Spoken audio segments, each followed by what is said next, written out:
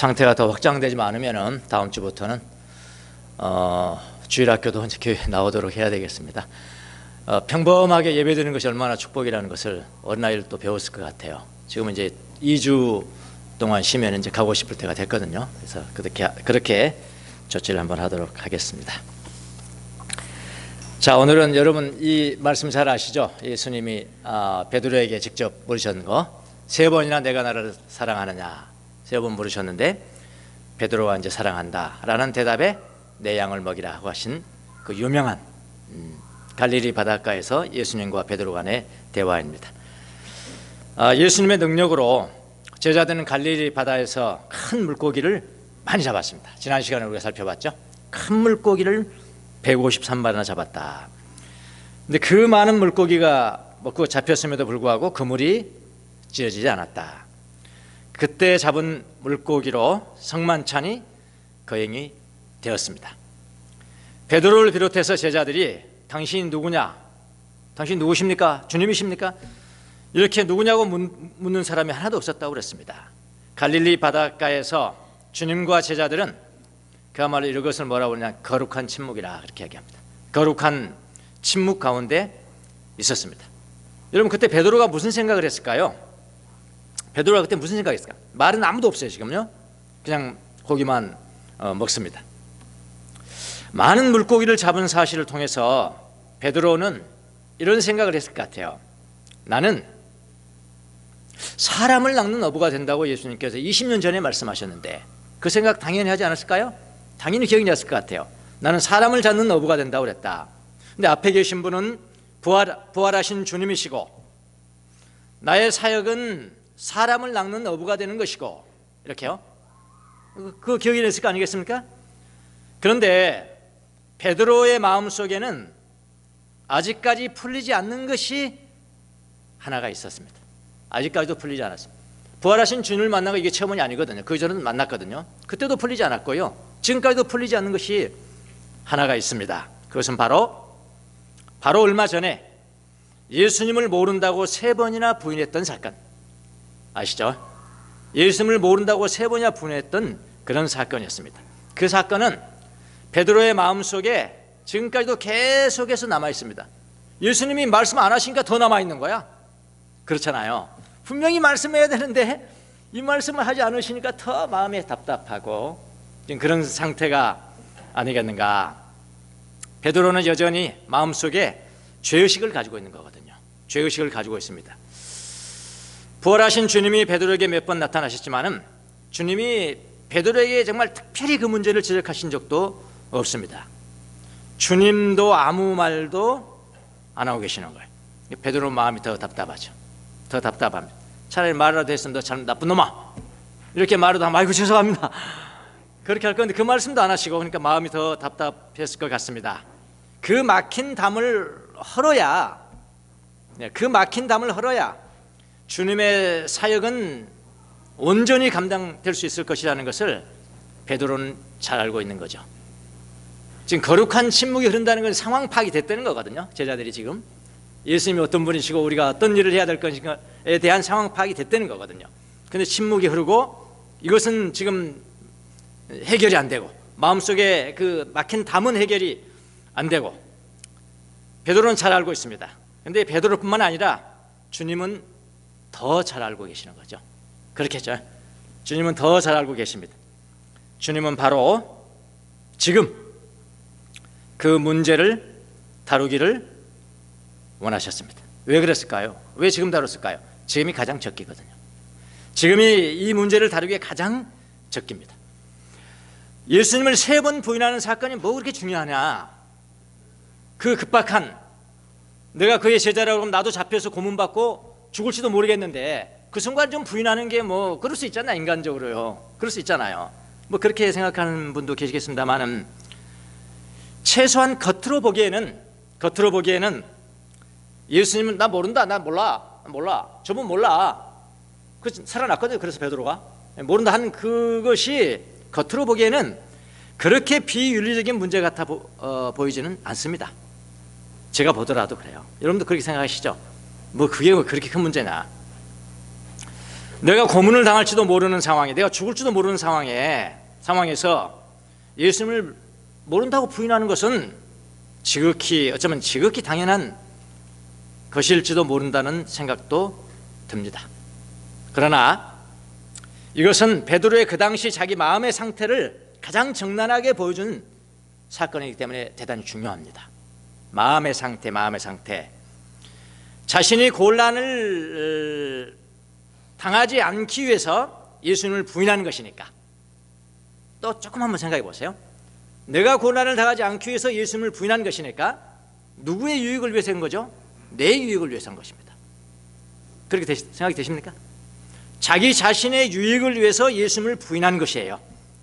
이걸 조금 어려운 말로 뭐라고 그러냐 하면은 자기 중심성이라 그렇게 됩니다. 자기 중심성이라는 게 무슨 의미일까요? 예수님 중심이 아니야. 그건 다 자기 중심이거든요. 부인한다. disown, 영어로 disown. dis 플러스 own이에요. own은 뭐죠? 소유하다, 그런 뜻이잖아요. 예수님을 소유하고 예수님 중심이 돼야 되는데 dis니까 예수님이 중심이 아닌 거예요. 누구 중심이야? 내 중심이야. 인간의 원초적인 가장 큰 죄가 뭐냐? 자기 중심성이죠. 자기 중심성이라고 부릅니다. 이 자기 중심성이라는 의미는 예수님 중심이 아니라는 말이에요. 그야말로 예수님이 가운데 있지 않단 말이에요. 가운데 일체지 않는다. 이 사역 불가능합니다. 사역 안 돼요. 아무리 영리하더라도 자기 중심성이면 사역이 안 돼요. 그래서 자기 중심적인 사람은 주님의 사역을 온전히 감당할 수가 없습니다. 교회 일원인 될 수 있어요. 교회 나올 수 있어요. 얼마든지 헌금하고요, 얼마든지 봉사하고요. 그런데 주님의 사역 감당은 안 돼요. 자기 중심성, 가장 예수님께서 아주 치명적인 죄로 보입니다. 자기 중심성. 예수님은 자기 중심적인 사람인 이 베드로를 반드시 다루셔야 합니다. 그 적기가 언제냐? 바로 여기에요. 물고기 잡은 상태에 배도 있고 갈릴리 바닷가에 3번 부인한 것이 엊그제고 예수님이 집 나타나셨고 성만 차려고 거룩한 침묵이, 지금 신비로운 침묵이 있고, 바로 이때 아니면 언제 지적을 한단 말입니까? 적기입니다. 자, 예수님은 성만찬을 마치시고, 이제는 성만찬은 이제 일반적인 거죠. 공통적, 다른 제자들도 다 같이 하는 겁니다. 성만찬을 마치고 예수님의 시선을 제자들에게서 바로 누구한테 돌리냐? 베드로를 향하십니다. 다른 제자들로부터 베드로 한 사람에게로 시선을 향하십니다. 그리고 베드로의 마음속에 있는 걸림돌을 치우시기 시작합니다. 참 기가 막힌 타임입니다. 지금 어떻게 시작하십니까? 이름을 부르십니다. 이름을 부르는 것부터 시작합니다. 15절에서 27절까지 보면은 예수님이 베드로의 이름을 3번이나 부르십니다. 원래의 이름이 뭘까요? 원래 이름? 시몬이죠. 시몬. 요한의 아들입니다. 요한의 아들 시몬인데, 예수님이 나중에 베드로를 반석이라고 해라. 반석은 게바를 헬라어로 하면은 페트로스가 베드로가 된 겁니다. 그래서 그 당시 예수님께서 아마 부를 때 베드로라고도 불렀고, 시몬 베드로, 그냥 시몬이 원래 이름이고 베드로를 더해서 시몬 베드로가 더 많이 쓰였을 것 같은 생각이 듭니다. 성경이 더 많이 나오거든요. 원래 이름은 시몬입니다. 시몬. 베드로는 예수님이 지어준 이름이고요. 성경에는 원 이름과 베드로를 합해서 시몬 베드로라고 쓰여진 경우가 많습니다. 성경에 나온 이름요. 아마 예수님도 시몬 베드로 혹은 베드로라는 이름을 사용했을 것 같아요. 그런데 예수님 지금 이 순간에 베드로를 부를 때 예전의 이름을 부르지 않습니다. 그렇죠? 베드로 안 나오잖아요. 요한 아들 그냥 시몬, 요한 아들 시몬이라는 이름을 부르십니다. 원래 이름입니다. 원래 이름을 부르십니다. 예수님은 아주 중요한 순간에 이름을 부르세요. 베드로 또는 시몬 베드로야 라고 불렀어도 중요한 일을 하시기 위해서 부르신 것인데, 근데 이번에는 원래 이름을 부르십니다. 왜 그랬을까요? 제 생각은 이런 것 같습니다. 기본으로 돌아가자. 넌 기본이 안 돼 있어. 기본이 안 돼 있는 거야. 나하고 3년 동안이나 사역했지만은 너 가운데 자기 중심성이 있다는 것은 내 사역을 감당할 수 없는 거야. 기본으로 돌아간다. 기본으로 돌아가서 아주 중요한 문제를 다루시겠다는 의미가 아닐까요? 중요한 문제를 다룬다. 기본으로 돌아가자. 베드로와 아주 개인적이고 본질적이고 급박한 문제를 다루시기 위해서 요한 아들 시몬아, 시몬아, 시몬아 이것을 3번이나 부르십니다. 베드로는 잘 알아들었을까요? 잘 알아들었습니다. 왜냐하면 지금 준비하고 있거든요. 이게 언제 말씀하실려나 지금 다 이해가 되는 거죠. 알아듣고 준비하고 있었습니다. 베드로는 자기의 아주 개인적인 문제를 주님이 지금 다루고 계신다는 사실을 잘 이해했습니다. 그러니까 그 망설임이 없잖아요. 지금 딱 질문하면 그냥 나오고 질문하면 망설임이 없잖아요. 준비하고 있었다는 거거든요. 잘 이해를 했습니다. 그래서 아주 중요한 일이 일어나게 된 겁니다. 여러분 지금도 마찬가지입니다. 하나님은 중요한 때 뭘 부르신다고요? 이름 부르세요. 이름 부르십니다. 여러분 이름 다 하신다고 그랬어요. 하나님은 그거 모르면 하나님이십니까? 이름을 부르십니다. 모세야 모세야. 특별히 2번씩 부르는 것은 아주 급박할 때. 모세야 모세야, 마르다야 마르다야, 마리아야 마리아. 이름을 부르십니다. 특별히 2번씩 여러분의 이름을 부를 때는 반드시 알아들으셔야 해요. 반드시 알아들으셔야 한다. 그거 알아듣지 못한다, 뭐 자기 뜻대로 사는 거죠. 뭐 자기 뜻대로 산다고 한평생 못 삽니까? 아니 우리보다 더 오래 삽니다. 자기 뜻대로 살도 우리보다 더 오래 살아요. 더 잘 살고요. 얼마나 살 수 있어요. 그렇게 사십시오. 알아들으셔야 돼요. 주님의 나를 부르시는 음성을 알아들으시면은 방종하지 않아요. 방종하지 않는다. 자기 뜻대로 살지 않는다고요. 주님의 뜻대로 사는 거라고요. 사랑스러울 때도 우리의 이름을 부르십니다. 급박할 때도 우리의 이름을 부르십니다. 특별히 2번씩 부르는 거 느껴지거든 주의하셔야 합니다. 명수야 명수야 부르더니 이건 어떤 방향을 트는 거거든요. 주의하셔야 돼요. 아주 개인적인 문제를 다룰 때 우리의 이름을 부르십니다. 못 알아듣으니까 문제죠. 어텐션하지 못하니까 그런 거예요. 모르는 그냥 지나가는 거예요. 항상 부르시는데 이렇게 부르십니다. 자, 주님이 베드로의 본명을 3번씩이나 부르시면서 하신 작업이 무엇일까요?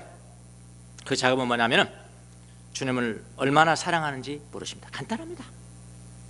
사역 점검하는 데 있어서 너무 간단해요. 뭘 물어보신다고요? 얼마나 사랑하는지. 주님을 얼마나 사랑하는지. 15절 17절에 계속 나오죠. 그들이 아침을 먹은 뒤에 예수께서 시몬 베드로에게 물으셨다. 요한의 아들 시몬아, 내가 이 사람들보다 나를 더 사랑하느냐? 베드로가 대답하였다. 주님, 그렇습니다. 내가 주님을 사랑하는 줄을 주께서 아십니다. 예수께서 그에게 내 어린 양을 먹여라 하고 말씀하셨다. 예수께서 2번째로 물으셨다. 요한의 아들 시몬아, 내가 나를 사랑하느냐? 베드로가 대답하였다. 주님, 그렇습니다. 내가 주님을 사랑하는 줄을 주께서 아십니다. 예수께서 그에게 말씀하셨다. 내 양을 쳐라. 3번째, 여기서 3번째로 물으셨다. 요한의 아들 시몬아, 내가 나를 사랑하느냐? 그때 베드로는 예수께서 내가 나를 사랑하느냐 하고 3번이나 물으시므로 불안해서 주님, 주께서는 모든 것을 아십니다. 그러므로 내가 주님을 사랑하는 줄을 주께서 아십니다. 이렇게 대답하는 오늘 본문입니다. 예수께서 그에게 말씀하셨다. 내 양을 먹여라. 자, 3번에 걸쳐서 나를 사랑하느냐 이렇게 물으셨어요. 내가 나를 사랑하느냐 사랑하느냐. 조금 물으시는 방법이 조금 다르긴 합니다. 별로 큰 의미는 없어요. 자, 어떻게 다르냐. 예컨대 처음에는 뭐라고 했습니까? 내가 이 사람들보다 나를 더 사랑하느냐. 이 사람들이라고 번역했지만 사실 원어는 이 사람들뿐만 아니라 모든 것입니다. 이 주위에 있는 모든 것입니다.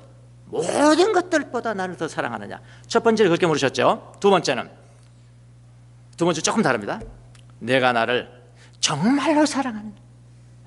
두 번째는요, 정말로 사랑하느냐. 그 다음에 3번째는 어떻게 사랑했을까요? 어떻게 물었을까요? 그냥 내가 나를 사랑하느냐 이렇게 물었거든요. 좀 약간씩 차이가 있습니다. 그리고 사랑한다는 헬라어 동사도 어떤 때는 아가파오, 어떤 때는 필레오. 아가파오, 필레오. 아가페, 필리아. 동시에 이렇게 혼용해서 사용을 하고 있습니다. 그래서 어떤 사람들은 이 사랑한다는 헬라어 차이점, 아가페오와 필레오의 차이점이 있다. 대단한 진리를 발견한 것처럼 아가페오는 이런 거고요, 필레오는 이런 건데요, 여기는 여기서 아가페오에서 뭐 그렇게 설교하는 사람이 있습니다만은 그거는 조금 더 깊이를 모르는 겁니다. 아가파오와 필레오는 같이 혼용도 있어요. 하나님을 사랑할 때도 필레오, 사람들 사랑할 때도 아가페오, 다 사용합니다. 혼용해서 사용이 됩니다. 그냥 사랑한다는 의미입니다. 그냥 사랑한다. 이렇게 조금씩 다르게 사용한 이유는 뭘까요? 이 문학적 기법이에요. 앞에 사용했으면 그 다음에 똑같은 말할 때 단어를 다르게 한다고요. 문학하는 우리 청년들한테 물어봐요. 다 그렇게 하는 거예요. 문학적 기법이. 자, 예수님이 베드로에게 물으신 핵심은 이것입니다. 며칠 전에 베드로, 너는 내 자신을 나보다 사랑했기 때문에 나를 부인했지만, 나를 디스온, 내 소유 중심감 있는 하나님 예수님 없습니다, 이렇게 부인했지만 지금은 나를 내 자신보다 더욱 사랑하느냐? 핵심은 바로 이 질문입니다. 자기 자신을 예수님을 사랑하는 것보다 더욱 사랑하면은 자기 중심적인 사람이 되지만, 그렇잖아요. 자기를 더 사랑하니까 자기 중심적이죠. 자기 중심적인 사람이 되지만 예수님을 더욱 사랑하면은 예수님 중심적인 사람이 돼. 하나님 중심적인 사람이 되는 겁니다. 너무나 간단한 겁니다. 이 원리는요. 간단한 거. 베드로가 3번이나 자기 중심적 사람이었지만 3번이나 그렇게 강조하면서 자기 중심성을 강조했지만은 이번에는 3번이나 주님을 사랑한다고 고백해. 3번이나 주님을 사랑한다고 고백해서 하나님 중심적 사람이 된 겁니다. 누가요? 베드로가 그렇게 된 겁니다. 3번의 부인을 3번의 사랑 고백으로 대항하신 것이라 이 말이에요. 이것은 예수님의 베드로에 대한 세밀한 배려입니다. 이렇게 디테일해요. 예수님이 이렇게 디테일하다고요. 여러분, 주님을 사랑하지 않으면 사역도 없습니다. 고역은 있어요. 고역. 열심히 봉사하고 시간 들이고 돈 들이고 열심히 하는 것 같아요. 주님 아시죠? 내가 이렇게 고생하는 거 주님 아시죠? 내가 여기서는 고생하지만 주님의 나라에서 나 부동산 좀 줄 거죠? 이게 고역이라. 사역이 아니에요. 고역인 거지. 사역은 주님을 사랑하기 때문에 하는 것이기 때문에. 사역은 짐이 아니에요. 기쁨이고요. 그렇지 않습니까? 소망이고요. 그러니까 막 그냥 뭘 치고 막 이렇게 하는 거 하시면 그건 고역이라니까. 주님을 사랑하지 않으면 사역도 없습니다. 주님을 사랑하지 않으면 양떼를 먹일 수도 없습니다. 사역의 가장 중요한 자격은 뭐냐? 예수님 사랑이에요. 예수님 사랑입니다. 여러분에게도 똑같은 질문을 하십니다. 내가 나를 사랑하느냐? 내가 나를 사랑하느냐? 여러분이 천국에서 주님을 만나 뵐 때 주님이 가장 먼저 질문하는 것이 무엇일까요? 천국에서 막 예수님 만나면 목사님들이 제일 많이 하는 것이 그렇다면요, 예수님에 대해서 많이 들었습니다. 그리고요, 예수님에 대해서 내가 얼마나 많이 전했는지 모릅니다. 그렇게 한 사람이 제일 많답니다. 얼마나 낯설어요. 일평생 교회에서 사역하고 설교하고 강의하고, 그런데 예수님이 낯설어. 예수님 볼 줄 모르는. 많이 들었습니다. 제일 먼저 물으신 질문이 무엇일까요? 너 얼마나 큰 사역을 하다 왔냐? 이런 것도 아니고요. 너 얼마나 많은 사람을 구제하면서 왔느냐? 얼마나 좋은 일 많이 했느냐? 이런 것일까요? 그런 것이 아닙니다. 가장 먼저 물으실 겁니다. 오늘 베드로에게 질문했던 거, 너는 나를 얼마나 사랑하였느냐? 그거 물으신답니다. 자, 주님을 사랑하는 사람은 어떤 삶을 살아갈까요? 예수님께서 직접 다 가르쳐 주셨습니다. 양육으로 표현됩니다. 양육은 양육은 뭐냐면은 예수님 먹이는 거예요. 양육은 예수님에 대해서 가르치는 것이 아니고요, 성경에 대해서 가르치는 것이 아니고, 그건 다 부수적이에요. 가장 핵심이 뭐라고요? 예수님 먹이는 거라고요. 이 양육이에요. 자, 예수님은 3번의 베드로의 고백 뒤에 뭐라고 그랬냐면 내 어린 양을 먹여라. 첫 번째 그렇겠죠. 내 어린 양을 먹여라. 그 다음에 2번째는 뭐라고 그러냐면은 내 양을 쳐라. 3번째는 내 양을 먹여라. 이게 조금씩 다르죠. 좀 다르게 이렇게 표현한 것도 다 마찬가지다. 먹여라, 쳐라, 먹여라. 모두 뭐냐면 양육입니다. 양육이라는 게 뭡니까? 양육. 예수님을 먹이는 거거든요. 예수님을 사랑하는 일은 예수님을 따르는 일이잖아요. 그렇죠? 예수님을 사랑하면 따르게 됐어요. 예수님을 사랑하는 일은 예수님을 따르는 일입니다. 예수님을 따른다는 것은 뭐냐면은 예수님을 먹이는 거거든. 나도 먹지만은 먹이는 것. 예수님을 먹이는 일. 그러니까 양육이라는 것은 하나님의 자녀로 성장하도록 돕는 것을 의미합니다. 교회 일 잘하고 교회 봉사 잘하고 교회 헌금 많이 하는 사람을 만드는 것이 아니고 예수님을 따르는 사람, 예수님을 닮은 사람으로 만드는 게 양육이라고요.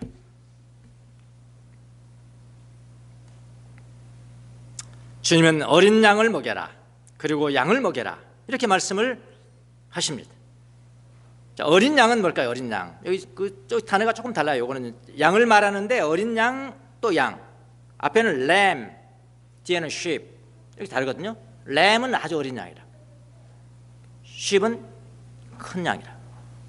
어린 양은 아직 예수를 믿지 않거나 초신자들, 아직 예수님에 대해서 완전히 다시 내려지 않는 사람들을 의미합니다. 그래서 어린 양은 교회에 다닌 지 오래되지 않는 사람들, 지금 관심자라든지 이런 사람들 다 포함해서 어린 양. 그 다음에 그냥 양은 뭘까요? 그냥 양. 그 어른 양이죠. 어른 양. 어린 양 빼면 어른 양이잖아요. 어른 양은 교회에 다닌 지 오래된 사람들을 의미합니다. 예수님을 사랑하는 사람들은 철저하게 예수님을 섬기는 사람들. 그리고 예수님의 가장 큰 관심은 뭘까요? 당신의 양들을 양육하는 거예요. 그거 대신 지금 하는 거거든요. 그게 사역자예요, 사역자. 그래서 교회는 예수님을 사랑하는 사람들의 모임이잖아요. 여기 예수님 사랑하는 사람들의 모임이라고요. 담임 목사 사랑해서 모이는 거 아니에요. 오해하지 마세요. 예수님 사랑해서 모이는 교회. 그들의 사역은, 교회의 사역은 뭐냐면 어린 양과 양들을 양육하는 거예요. 어린 양과 양들을 양육하는 거죠. 그게 왜 그러냐, 왜 중요하냐? 곧 예수님의 일이기 때문에, 당신을 먹이는 일이기 때문에 중요합니다. 어린 양을 키우는 것이 쉬울까요? 어른 양을 키우는 게 쉬울까요? 여러분 경험상 한번 생각 한번 해보세요. 저도 이건 묵상을 많이 했습니다. 왜 예수님이 램과 sheep을, 헬라어도 달라요. 어린 양과 양을 구분해서 따로따로 이야기를 했을까? 깊이 생각하다 묵상이 엉뚱한 대로 흘렀는지 모르겠지만 뭘로 흘렀냐면, 어린 양을 양육하는 게 쉬울까? 큰 양을 양육하는 게 쉬울까 그랬더니 어린 양을 양육하는 게 훨씬 쉽습니다. 왜 그럴까? 제가 생각해 봤습니다. 어린 양은 왜 쉽냐면은 그들이 무엇이 필요한지를 아는 사람들입니다. 참 신기하죠? 어린 양들, 제가 지금 새가족부 하잖아요. 새가족부 사람들이 이제 이렇게 돌아가면서 이제 자기 자신을 나누는 시간이 있어요. 소개도 하고. 어린 양들의 특징이 뭐냐면은 이거예요. 나는 뭐도 모르고요, 나는 A, B도 모르고요, C도 모르고요, D도 모르고요, 다 잘 가르쳐 주세요, 이거거든요. 어린 양의 특징은 그래요. 나는 뭘 모르고요, 뭣도 모르고요, 뭣도 모릅니다. 잘 가르쳐 주세요. 자, 무엇이 필요한지를 아는 사람들이죠. 어린 양은 무엇이 필요한지를 아는 사람들이에요. 그래서 양육하기가 쉬워. 주님대로 받아 먹으니까, 쉽죠.